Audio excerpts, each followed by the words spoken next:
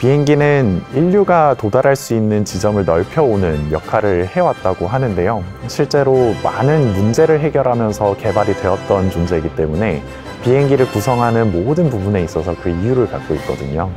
오늘 EBR에는 이런 일상에도 첨단 기술들이 굉장히 밀접하게 연결되어 있다는 이야기를 전달하기 위해서 나왔습니다.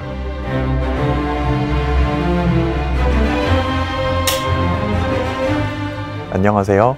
비행기와 항공기 제어 기술을 연구하고 관련된 글을 쓰고 있는 임재한입니다.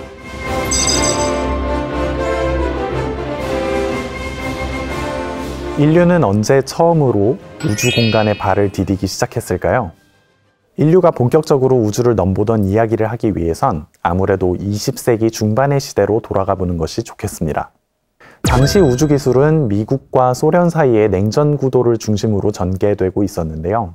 당대 초강대국에 입지해 있던 두 국가가 서로 앞다투어 인류를 우주 공간에 내보내기 위해 노력했습니다. 당시 그 어떤 인간도 가보지 못했던 우주라는 미지의 공간에 대한 심도 있는 이해와 이를 뒷받침해 줄 수 있는 발달된 공학기술이 있어야만 인류의 우주여행이 가능했죠. 우주여행의 성공은 곧 그 나라의 과학기술력의 최정점을 뽐낼 수 있는 무대였던 것입니다. 하지만 당연하게도 우주를 향하는 일은 결코 쉽지 않았습니다. 수많은 경험해보지 못한 문제가 산더미처럼 쌓여 있었고 해결이 도무지 불가능해 보이는 것도 많았죠. 오늘은 그중 많은 과학자를 괴롭혔던 문제 중 의외의 해법으로 해결된 문제를 다뤄볼까 합니다.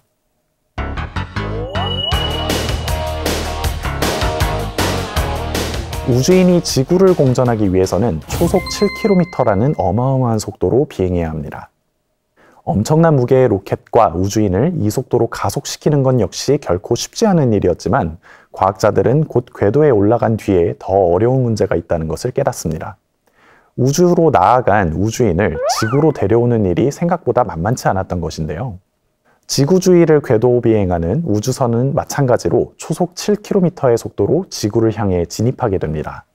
초속 7km는 똑딱하는 순간 7km, 그러니까 서울에서 부산까지 50초 이내로 이동할 수 있는 어마어마한 속도입니다.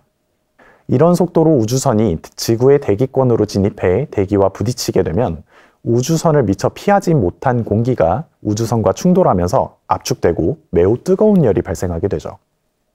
이 열은 우리가 상상하는 것보다 훨씬 뜨겁습니다. 공기가 빠르게 움직이는 물체와 충돌하면 충격파라고 하는 막을 형성하는데요. 이 막의 온도는 비행체의 속도를 소리의 속도와 비교한 값, 마하수와 관련이 있습니다. 마하 1을 소리의 속도라고 한다면 마하 1.5의 속도에서는 상온의 공기가 충격파에 의해서 순식간에 100도로 치솟습니다. 마하 1.5의 충격파로 물이 끓는 온도가 달성되는 것이죠.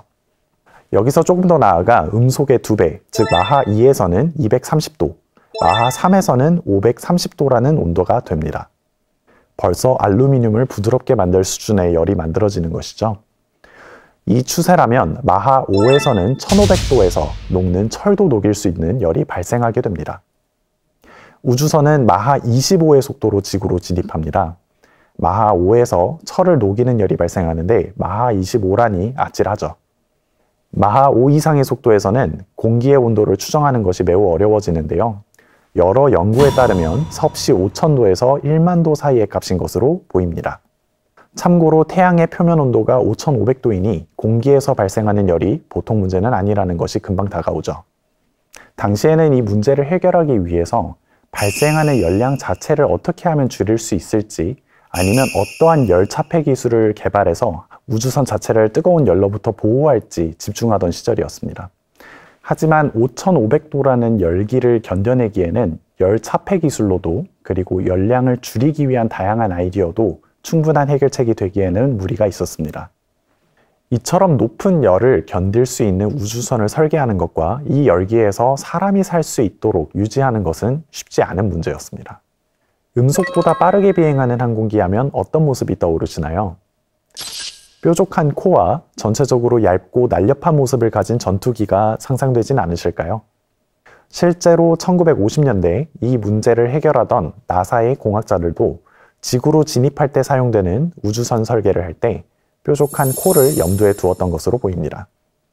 뾰족한 형태의 코는 둥근 형태의 코보다 초음속으로 비행할 때 발생하는 충격파를 효율적으로 돌파합니다. 당시에는 초음속 비행 시 발생하는 충격파를 이겨내기 위해선 뾰족한 코가 필수라고 생각하던 시절이었습니다. 뾰족한 코가 아니면 공기 저항을 차마 이겨내지 못해서 항공기가 음속 자체를 돌파하기 어려웠던 시절이기 때문이죠. 이 아이디어 자체는 지금도 유효하지만 음속보다 훨씬 빠른 속도로 진입하는 우주선에는 다른 아이디어가 적용되어야 했다는 것을 차마 인지하지 못했던 것입니다. 덕분에 초음속 비행에는 뾰족한 코가 활용된다는 것은 일종의 규칙과도 같은 것이었죠. 하지만 우주선이 재진입할 때 발생하는 충격파가 너무나도 뜨거웠던 나머지 공학자들은 이 열을 이기며 우주선을 안전하게 지구로 귀환시킬 방법을 찾는 데 어려움을 겪습니다. 그 어떤 소재도 태양보다 뜨거운 열을 견딜 수는 없었기 때문이죠. 충격파는 우주선이 대기와 직접 맞닿는 코 부분에 직접적인 타격을 주었습니다. 충격파가 코끝에서 발생하니 우주선의 코는 태양보다 뜨거운 열기를 그대로 받아내야 했던 것이죠. 이 문제를 해결하려면 발생하는 열을 줄여야만 했습니다. 하지만 우주선의 진입 속도 자체는 일정했기 때문에 결국 발생하는 열량 자체는 동일해서 열을 줄일 수는 없다는 결론에 이르게 되었습니다. 이때 나사 에임즈 연구소의 하비 앨런이라는 항공우주공학자가 한 가지 재미있는 아이디어를 떠올리게 되는데요. 그는 충격파가 코끝에 붙어 있다는 점에 주목했습니다. 만약 이 충격파가 코와 멀리 떨어진 곳에서 발생하면 어떨까라는 생각을 했던 것이죠. 어떻게 충격파를 멀리 떨어지게 할 수 있을까요? 충격파를 멀리 떨어지게 하는 방법은 대기와 부딪히는 부분의 모양을 둥글거나 평평하게 만드는 것입니다. 사진은 뾰족한 코와 둥근 코를 풍동 실험을 한 결과인데요. 초음속으로 공기를 흘려보내게 되면 사진에서 보시는 것과 같이 각각의 코 앞에 까만 선으로 보이는 충격파가 형성되는 것을 보실 수 있습니다. 뾰족한 코의 경우 충격파가 코 바로 앞에 붙어서 아주 예각으로 형성이 되는 것을 볼 수 있습니다. 반면 둥근 코의 경우 훨씬 더 진한 충격파가 둥근 코와는 떨어진 곳에서 형성이 되는 것을 볼 수 있습니다. 뾰족한 코는 충격파와 매우 가깝지만 코 부분을 둥글게 만들면 기수와 충돌한 공기가 둥근 모양의 코 때문에 흘러나가지 못하면서 압축된 상태로 기수 앞에 쌓이게 됩니다. 이 과정에서 충격파가 멀어지게 되는 것이죠. 충격파가 멀리 떨어지게 되면 충격파에서 발생한 열이 바로 우주선으로 전달되지 않고 우주선과 충격파 사이의 공기에 우선적으로 전달이 됩니다. 그러면 대부분의 열을 기수와 충격파 사이에 있던 공기가 머금게 되고 우주선 주변으로 넓게 흘러나가며 열을 분산시키게 되죠. 즉, 발생하는 총 열량은 동일하더라도 우주선에 전달되는 열이 줄어듭니다. 이 이론을 둥근체 이론이라고 합니다. 물론 둥근 코의 경우 공기 저항이 뾰족한 코에 비해서 훨씬 크지만 지구로 돌아오는 우주선의 경우 속도를 내는 것이 아닌 정지하는 것이 목표이고 또 열로부터 살아남는 것이 목표이기 때문에 뾰족한 코보다는 둥근 코를 선택을 하게 된 것입니다.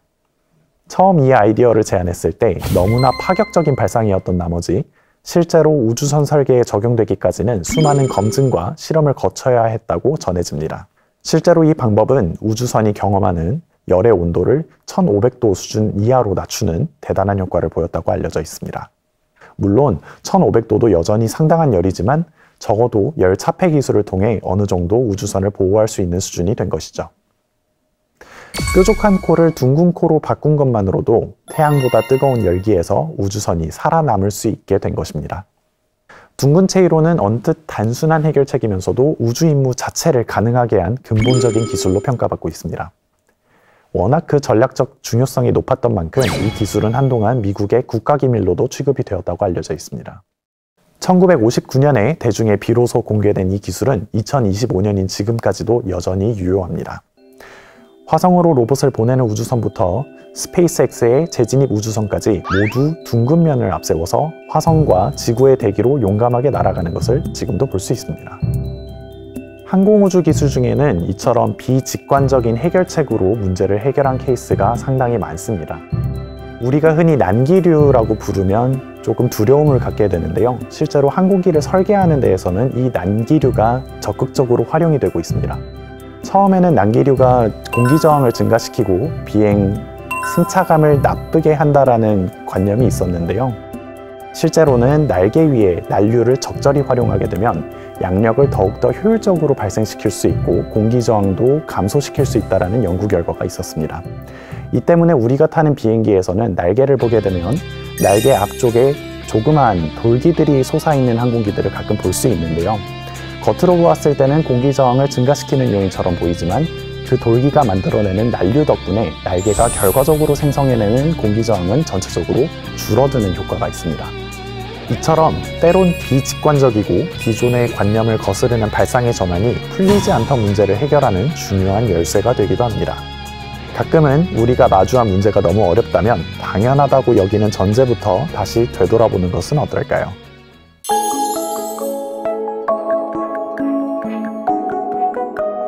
오늘의 한 줄 리뷰는 때론 직관적이지 않은 솔루션이 큰 문제를 해결한다로 하겠습니다.